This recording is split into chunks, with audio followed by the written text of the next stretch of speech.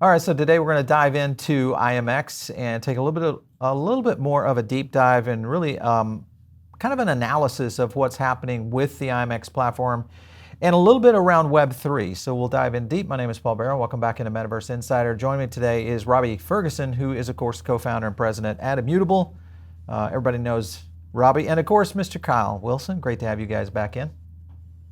Yeah, absolutely, Paul. Great to join today. Excellent. Thanks so much. Great to be here. Yeah, Robbie. So let's get into it. A lot of news, obviously, on the IMX front. I want to get more into, just in general, what's happening within IMX. But before we get started, I know you guys are going to be part of NFT.NYC. What's that going to look like out there in terms of IMX participation? Yeah, well, I mean, we're the flagship sponsor, so expect to have the full team out there. If you're a game, you can come and chat to us. There's more than 30 immutables on the ground. We'll be throwing some dinners and community events, so please do come say hi.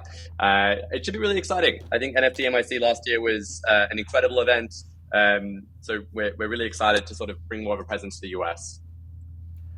Okay, so Robbie, when you look at these kinds of events, we saw, Paris Blockchain Week, big event, lots of, I think, to me at least, I think a lot of people maybe were even a little bit surprised at the turnout, and I think that's probably going to be the case in New York as well. With that being the case, and you look at what has been happening with events around the world, including here in the United States, you've got, of course, GDC and then E3. What do you think is happening now? GDC was, I think, a big win for the Web3 community, but if you look at what happened over at E3, it was kind of a miss. Do you feel like there's some conferences and some events that are getting it and some that are not? Look, I won't speculate on why E3 sort of didn't manage to make the cut this year and didn't receive sufficient attendance. Perhaps their rejection of Web3 played into that. I think certainly Web3 has been a massive boon to GDC. Since basically 3 years ago, a good 50% of a lot of the attendance and a lot of the money being spent is Web3 companies. You go see and it's plastered everywhere there. And the reality is it's having an impact. People are putting a very mainstream foot forward because they know that GDC is full of gamers who have a very skeptical eye on things, particularly a Western audience. And so I think it's been incredibly good for the industry. I always enjoy and think it's our most fruitful conferences. I think the one just a few weeks ago was outstanding. So, yeah, the cover, or at least the coverage from GDC, I think was super impressive in terms of the number of companies that were kind of leaning into Web3. So I think that also kind of sets the tone for a lot of other conferences. And I've talked to a lot of people, including many reporters and executives that were there. And they kind of felt like this was really kind of a coming out party for Web3, and especially for what we're going to see, I think, in blockchain gaming. I want to get into a little bit about that. And of course, that leads me into the Polygon partnership, which you guys announced there. So big news. Tell us a little bit of a recap for our audience. Some people may not know the full, details of how this partnership is going to come together, and what are some of the benefits for it? Of course. So, we've been discussing and negotiating this with the Polygon team for quite a while now, really like the last 6 months almost. And this just came together because of a very simple notion, which is that ultimately what we're building is platform infrastructure that makes it incredibly easy for people to build a successful Web3 game. And we solve a lot of things under the hood, like resolving liquidity across multiple rollups, across multiple marketplaces, multiple wallets. But ultimately, we needed to expand from just being an app-specific rollup to having smart contracts. And our expansion will maintain our Starkware product, and you can use that if you're a game. But now we're expanding to Polygon zkEVM open source infrastructure, and we're building the immutable zkEVM. But more than that, we're also working really closely with the team. And for us, this is essentially the best Web3 gaming platform. We had the most funding out of any L1 or L2 in the world, apart from Ethereum, who we obviously don't compete with. Polygon was a very, very close second.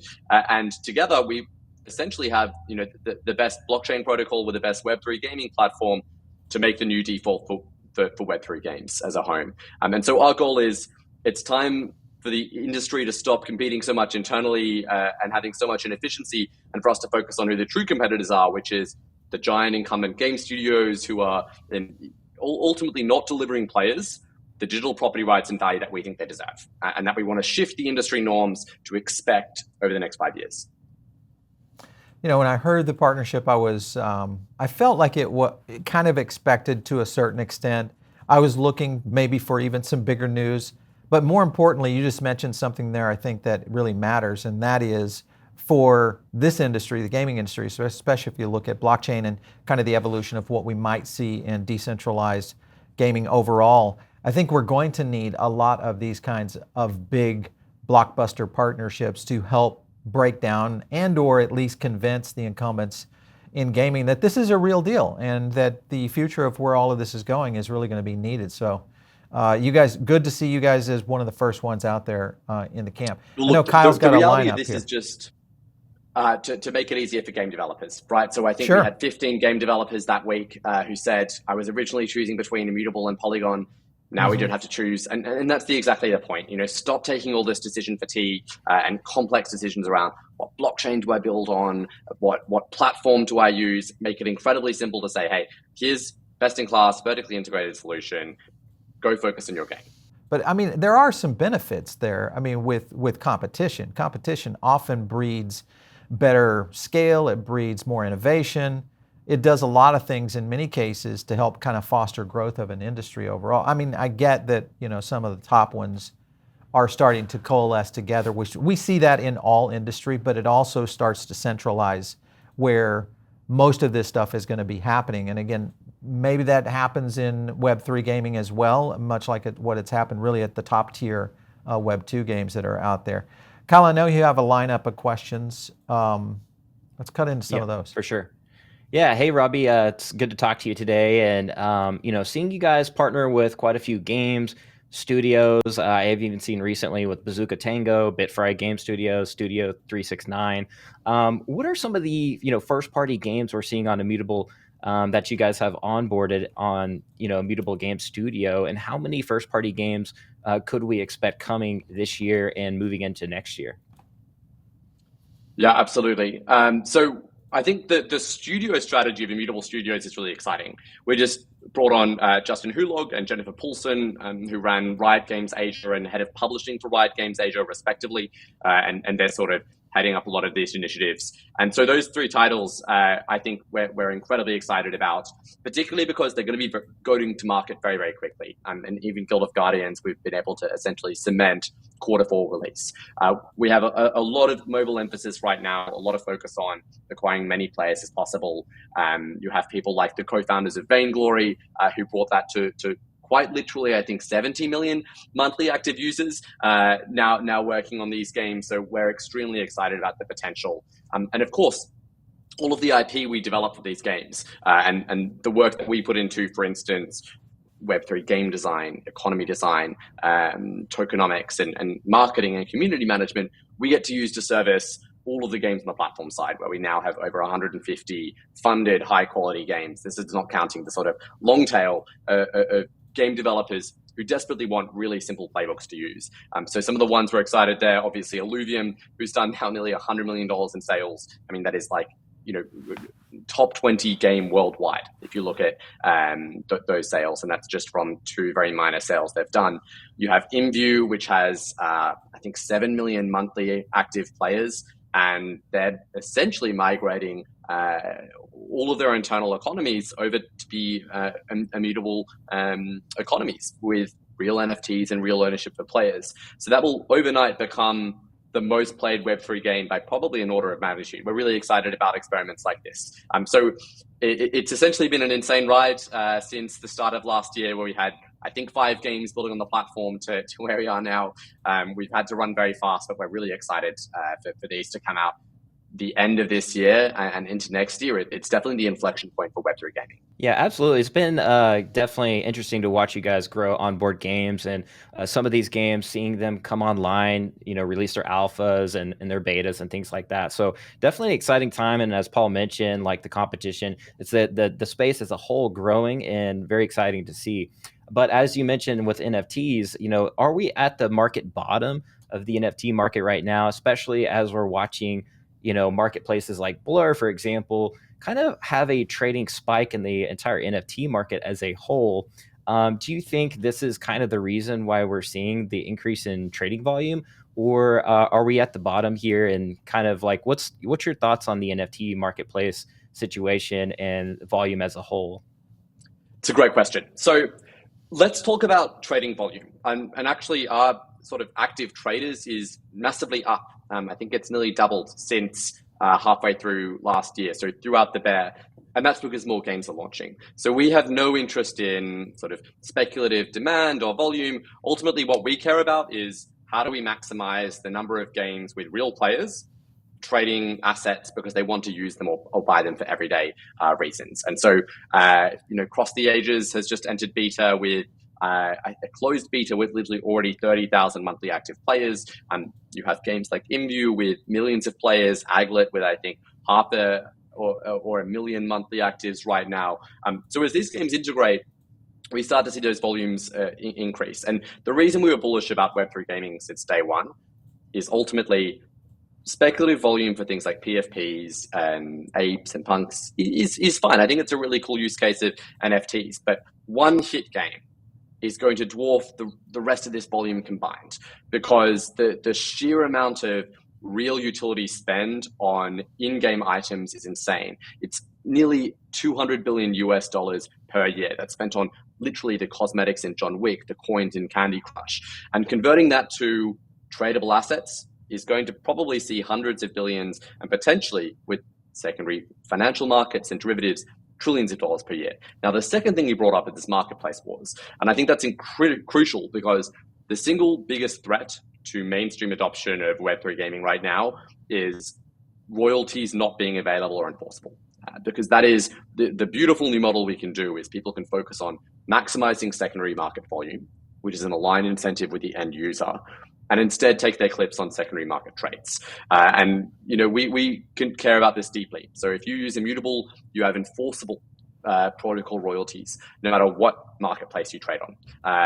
And that means a game developer, for instance, can sell their assets, have them be traded on Gamestop or Rarible or Token Trove or in-game marketplaces, whoever's trading them on our global order book, which obviously distributes them everywhere, but they can always have that guaranteed royalty, which they can set at whatever they want.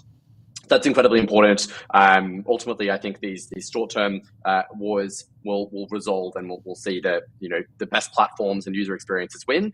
But what I think is incredibly important is that economic royalties that are guaranteed become a permanent part of the primitive of NFT trading and contracts.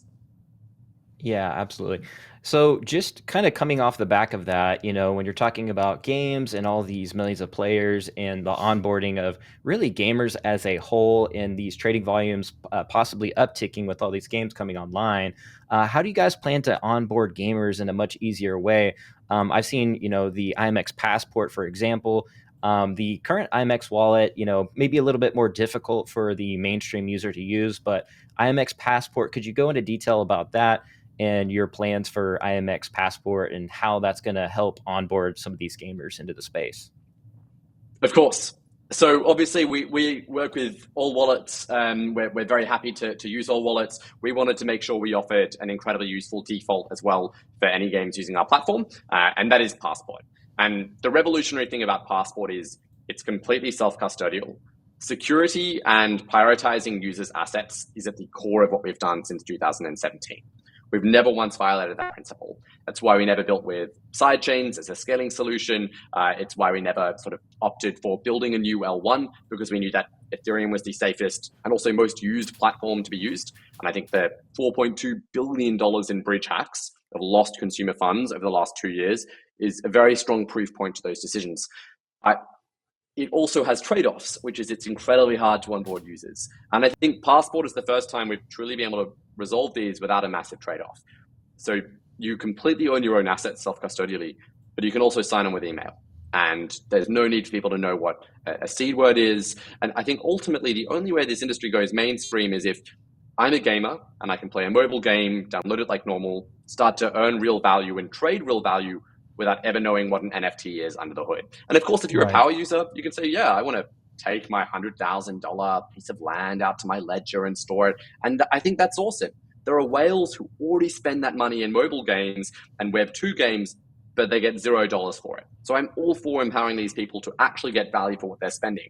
But the 99% of gamers will never need to know that stuff. But what they will need to know is you truly own these assets. They're scarce, you have property rights, and if you want to, you can go deeper down the rabbit hole, but otherwise everything's protected for you. So I think this is incredibly exciting. It's part of our push for mobile because ultimately performance acquisition for Web3 games is terrible right now. If you spend, your CAC is 10 times higher than industry averages, which means no one can scale effectively because you have 90% of your users dropping off at the wallet onboarding stage. We're really excited at what this will do for unlocking mass user acquisition for some of our mobile games like Lost the Ages and Guild of Guardians, where they're really focusing on that mass audience approach.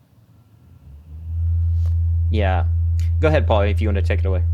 I was interesting that you said that because I think you're right in the sense that, well, when you look at the strategies of onboarding mass market, the likelihood of really seeing growth in Web3 is most likely going to come from traditional gamers, but more importantly, maybe a whole new sector of gamers that have leapfrogged over the desktop and moving into mobile, which we've talked to many operators that have really kind of gone in this direction. I mean, Gala's really gone in this direction. You look at other studios that are now focusing more on mobile games. And with mobile, the biggest onboarding scenario that could become a big problem is going to be the wallet and or some sort of digital ID signature that's going to be needed to especially go into a Web3 environment. Is there anything within that, Robbie, that you guys are going to do to make that easier for mobile gamers in, South America, Africa, places that maybe they don't have full access to full functionality of what's happening within today's Web3, whether it's Unstoppable or many other elements out there? What about those onboarding tactical things that will change? Yeah, I think play to earn naturally appeals to lower income countries because the arbitrage is pretty obvious. I think the industry still has to figure out a sustainable variant of play to earn. So a lot of the work we do on the publishing side of the house, and the reason we do publishing in the first place is platforms only truly succeed when they have exceptional examples of here's how you can build an awesome game very, very simply. And every major shift in gaming distribution has been coterminous with a successful flagship game that then everyone copied the playbook of. With social games on Facebook, it was Zynga. With Farmville and then Mafia Wars. And they reskinned Mafia Wars 15 times into 15 different games. One was, running a salon for young women was the target demographic. And we need that moment in Web3 where someone has a breakout hit, which is exactly what we're trying to do with these games right now. And then that playbook can be used to say, well, hey, here's how you do a sustainable economy to onboard players if you want to target mass audience from, say, emerging countries, or here's how you do a sustainable MMORPG or MOBA. And as soon as I think we hit that inflection point and people know how you can create a successful, monetizable game which empowers players without risking economic loss or the impairment of the economy at some point, we will see a huge inflection because then the value proposition is very, very easy for game developers to adopt. Absolutely. With zkEVM, enforceable royalties, and we're seeing some integrations there. Maybe could you go into detail about what you see with some of these zkEVM, partnerships and maybe the ecosystem behind it, but also if we're seeing some of these enforceable royalties, what are some of the issues that some of these platforms may be having, specifically like Veve, where what's kind of holding them back from kind of releasing their NFTs, kind of like what we saw with Hero and how they kind of done things? Yeah, so Immutable zkEVM is basically going to be the product we have today, but you will now be able to write custom smart contracts. And that opens up a whole ton of opportunities. The first stuff it opens up is the ability for us to add massive additional utility to IMX. So currently we have fee utility that will obviously be expanding to immutable zkEVM, but we can also do custom zkEVMs to say an Activision Blizzard if they want to have their own 10,000 transactions per second. But all of those user trades can still directly and atomically transact with any other zkEVM or even StarkEx is what we're building towards, because we believe in a world where your choice of, hey, I want to build my own rollup and have more control of my destiny or access to scale, which a lot of these enterprise companies want, shouldn't mean your users are on an island or your volume or liquidity is limited, which is fundamentally what we're sort of building towards. And a really second important primitive is enforceable royalties. We can obviously guarantee this today on our StarkEx instance. On this instance, we now have the opportunity to use sort of governance to make sure that when people are creating NFT contracts, we can make sure there's enforceable royalties. I think this is incredibly important to us. I think the second question was around Veve, and I think Veve has done a tremendous job with their community. I think there's sometimes some difficulties around legacy contracts in the space and legacy IP, and we're doing everything we can to support these kinds of partners in making transitions to more open or more interoperable economies. And I know that there's a lot of interest on that side as well. So there's definitely things underway. Yeah, for sure. There's a lot of, obviously branded partners on Veve. So I would imagine that's quite difficult to deal with there. But go ahead, Paul, if you had a couple questions there. I was gonna get into, with partnerships, and you look at some of the more, I think, innovative style of partnerships that we've started to see. Some of it broke loose last year, or early this year, actually at CES. But you look at the HTC Viveverse, they have obviously jumped into the Web3 space. You also have kind of components now where we have smart TV wallet integration. We're going to most likely see more in that direction. NFT display frames, all sorts of consumer electronic elements that are starting to kind of invade this Web3 space. Are you guys working on anything like that right now? Yeah, I mean, I think a lot of our partners are. We have, I think, several million hybrid collectibles through a lot of the work that we're doing with the DC Comics collections on Colex's platform, which are available throughout hundreds of stores in the United States. You buy the physical collectible, you can get the digital version. We think this is really cool. We're trying to roll this out to more and more partners. So ultimately, this will be what a lot of the sort of platform customers of Immutable are building. I know that there's a few major store players, like as in app store players, looking very closely at the space. I think there's a lot of pressure for app stores to open up and also reduce their fees at the moment, which I think is good for the space, particularly with the pressure we're seeing from major app stores on sort of in-app purchases regarding NFTs. Yeah. How are you dealing with the Apple tax? I mean, speaking of app stores, that's going to be one of the largest, if not the one gateway that has to be overcome at some point. Yeah, look, to speak frankly, I think there's a few approaches. The first is we have to be on the front lines. That's why we publish several games and build several games like Guild of Guardians, which are directly dealing with the App Store. Because unless you are publishing and testing the boundaries, you have no idea what they're doing. You can kind of read their policy updates, but ultimately they are judge, jury, and executioner. They can make whatever changes they want, and that's the valuable network they've built, which is fine. And I think we're seeing a lot of people who are happy to pay that tax of 30% because it enables distribution. Where it gets tricky is with secondary trades, where you're basically paying a 30% premium on assets, or you're depreciating the value of assets, which I think no one is happy to compromise on.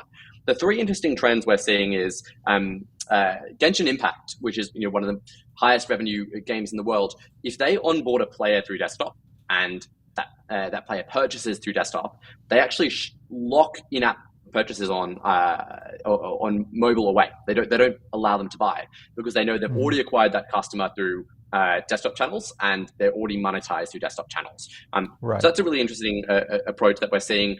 I think we're obviously seeing the EU forcing side loading on Apple devices is a very bold move. And then we're seeing the Epic Store come in, and we're seeing sort of a lot of more open marketplaces create pressures. So we think this is healthy dynamics. We want to offer any game on us a range. If you want to pay the Apple tax, you can, and we know exactly how you can do that in a compliant manner. If you don't, here's how you can do it as well. Yeah, well, the history has been there too. I mean, if you even just look at what Facebook had to do to really kind of get to just the aspect of being able to scale and understand really what their users were wanting, especially next generation. If you think about gamers and the demographics, the iOS system is really, it's at this point, it's still king of the market. Whether we see any kind of movement in there or not, we just did a show not too long ago on the Epic marketplace, and I was looking at that, and I really didn't see that much of a difference. I saw a lot of the same characteristics that were being built or have been built with Apple in terms of these walled gardens, which to me that's a fail already, in the sense that if we're not getting past these walled gardens, which is, this has all been done before, all the way back to AOL. You go back to the beginning of the internet, and every one of these cycles has been done before. I hope that we are not dealing with this in Web3 again, which it feels like we are getting ready to within it. So we'll see how that goes. Let's talk a little bit about the aspect of when you look at your roadmap, and really with this partnership with Polygon. There's some key things that Polygon is doing. At the same time, we've had many of the Polygon team members on our show here before. One thing I noticed in the last interview that we had with Polygon, and it makes me question what's going on, is they were leaning into the statement that Polygon is a protocol, and that it's more of a Rails system. So they're really going into that infrastructure component. Do you think that is kind of the future of where Polygon and at some point IMX will be, connected in terms of roadmaps for the future? Well, I think this is why the partnership makes complete sense, right? You have the best scaling protocol for games, with a huge amount of market share for games, where between us, Immutable and Polygon from third-party VCs had nearly $2 billion invested in games on our platforms in 2022.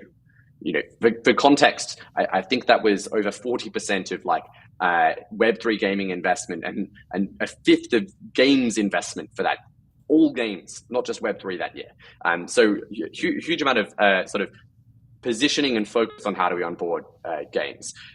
Obviously, they're at a different layer on the stack to us, and I think the reason that this partnership works so perfectly is we're able to expand and sort of bring cross-rollup liquidity, exceptional onboarding through APIs, customized service, and a dedicated platform for games across what is essentially best-in-class zkEVM technology today. They went and bought out 3 teams, I think now 2 years ago, in probably one of the most successful examples of M&A in the crypto space. And now they're first to production with what is exceptional zkEVM technology. Yeah. Well, the good companies that I think will really excel, and at least in the Web3 era, will be a lot of the companies using the same tactics that we saw in the early stages of Web 1 and Web 2, which was acqui-hires. Try to find the best teams, pull them in, expand upon that, utilize your assets and strengths to be able to build on that. It's good business, especially in the tech field going forward. Last up, Robbie, I want to get into the IMX token just for a minute, in the sense of, because there's a lot of pressure, I think a lot of market pressure, but a lot of questioning of whether or not the tokenomics are solid. And one of the things that you guys potentially could be doing, and I'm questioning that, will any of these massive, will you guys be doing any kind of massive token burns, kind of like what Gala did here recently? So anything that's happening right now? I know you guys have some stuff launching here in just a few days. Yeah, so I think the really exciting thing about IMX is from day one, I think that the foundation had a very clear goal, which is a clear sort of utility proposition that doesn't require fancy governance or kind of complicated mechanisms. And that is that 20% of every single transaction on the platform, the fee of the platform fee must be paid for an IMX, which we think is a really strong utility. And obviously the exciting thing is that can expand to immutable zkEVM and every single future zkEVM. But we can now expand it in much more meaningful ways as well, which is that IMX can be the native utility token of immutable zkEVM, which means that it'll be used as gas. So when you pay Gwei, like ETH, you're paying with IMX. And MATIC is obviously the staking token, and we even have options to sort of have dual staking, which I think is quite exciting as well. We have some more exciting upgrades on the utility side, which we think will be really meaningful. And I think the reception has been very positive. So yeah, excited to share more news here soon. On hitting the roadmap, just a couple of last questions. Any plans for when you look at Web3 phone systems, you look at things like OpenSea integration and other marketplace integrations. Where does that fall in the IMX roadmap, or does it? Yeah, well, we have 15 marketplaces integrated on our global order book today. There will be more. We are very happy with those partners right now. We've obviously got some major marketplaces like Gamestop Marketplace, who we're working very closely with. We've already onboarded, I think, over 20 large games by working jointly with those guys. So, we really see each of these is bringing a ton of value and distribution to the platform.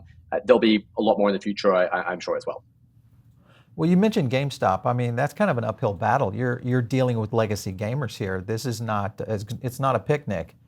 We all know that. So, one, there's going to be challenges there. You've also got an alternate chain with Loopring. I mean, that seems to me like it's an uphill battle. What would IMX gain from this?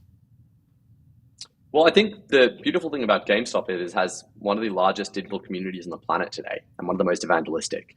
So, we get our games all the time to say, well, hey, how can you create value for this community? And in exchange, how can they be the first players on your games? So I think the exciting thing is you have, for instance, 1 million raving fans of this community ready to play games that come out on the marketplace that are built on GameStop with Immutable. So that's part of the big driver here, and obviously there's some exciting stuff we can do with physical stores and with sort of their 50 million retail customers they've built over the years as well. I would hope, and I do hope that that kind of market penetration translates to growth in Web3. I'm still skeptical of it. I believe that there's a lot of legacy players out there that are going to take a lot longer to come to reality of what Web3 gaming can truly offer. Where I think our big opportunity, at least based on all the people we talk to here on this show, is it's the newbies, it's the mobile players, it's the younger audience that hasn't had this legacy of gameplay, and they're starting to build their roster and their stable of game quality and game skills.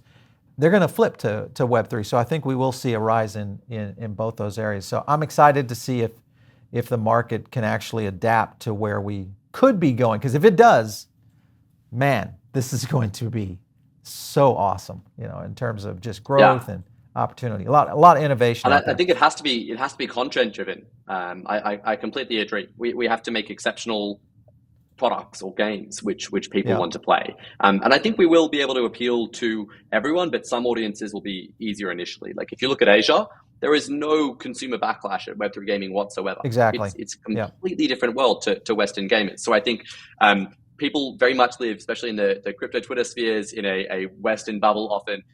But if you look outside, you see Japan literally issuing like a national sovereign mandate to say, invest and work on Web3 gaming. You see South Korean firms being the trailblazers like they always have with free-to-play games, with mobile gaming, with social gaming, with every shift in distribution. And so I think there's you can be far more forward with those markets. You can say, hey, here's all the crazy things we can do with Web3 that empower you and are exciting new game modes. With Western audiences, we're going to have to approach it with complete invisibility and really create exceptional products that at the end of the day, they're like, wow, I didn't even know we were using an NFT, but now my skins have continued value. And I think the stories there that matter the most is, even 2 weeks ago, a Counter-Strike player spent $160,000 on an asset. Valve has a track record of shutting down trading on Counter-Strike and, decimating people's values of collections and time spent and shutting down companies like Opskins, a multi-$100-million company who essentially went belly up because of a trade lock that Valve implemented. So those are the stories we think are really important to show is this is what we're trying to fix. You hit on something there, Robbie, and that is this demographic and cultural element that seems to be growing with Web3. Yatsu's been on our show. He talks about this a lot. In fact, I think he's more of an evangelist for what culture will be in the future, and Web3 circling around that. Obviously, the NFT, smart contracts, all that tied into it. Why do you think that Western game players, if you look at the United States, sure, we had early gamers, and you've got gamers now in their 40s, 50s that are playing rampant. I mean, if you looked at just some of the great influencers in the gaming system, I mean, you're talking 30 plus, 40 plus year old gaming influencers that, I mean, just, I can think of many, but I won't name names. But the point being is that there's a lot that are completely different than what we see in the Asian markets. And the Asian markets seem like it's a much younger audience. Is that what you're finding? And is that, do you think, one of the reasons? I think there's a few, I think there's a few trends. I think the first is that the US has been biased by collectibles, and they're not popular with everyone, right? Because people see them as, and there were a lot of grifts in that period, and so people associate the word NFT, and now it's applied to games, and I think there's a brand impact there, and that's why if you look at, for instance, godsunchained.com, since day one in 2018, we've never once said the word NFT on that homepage. It's about, come play this awesome card game, and you can trade your assets for real, which we think is a cool approach. And I think the other piece of context is that Asian gamers have often been very comfortable with paying for power in games. It's just how they've culturally played a lot of the games that have been built, and so I think they're much more used to the idea of you can have these sort of advanced mechanics, and ownership is natively a very attractive proposition for them. And then I think the third thing is just like history has told us that gamers often have a backlash to everything, particularly in the West. There was a massive Western backlash to free-to-play gaming when it first came out, and now it's the norm, and people love it. And I think the exciting thing about this is it is the first time a shift has been genuinely about increasing alignment with players rather than just increasing distribution or efficacy of monetization.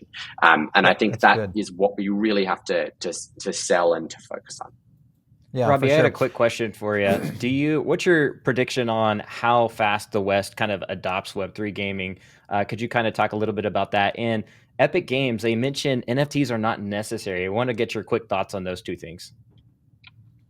Yeah, so two good questions. I think adoption is going to be correlated almost entirely with when do we have the first breakout hit that uses Web3. And then I think as soon as you have that, you will see many more successful games, because even great games, which couldn't quite get the economics right, now have plug and play economics. It's, here you go, here's how you run your Web3 economy, here's how you run your ARPU, your customer acquisition, here's how you improve retention with real ownership.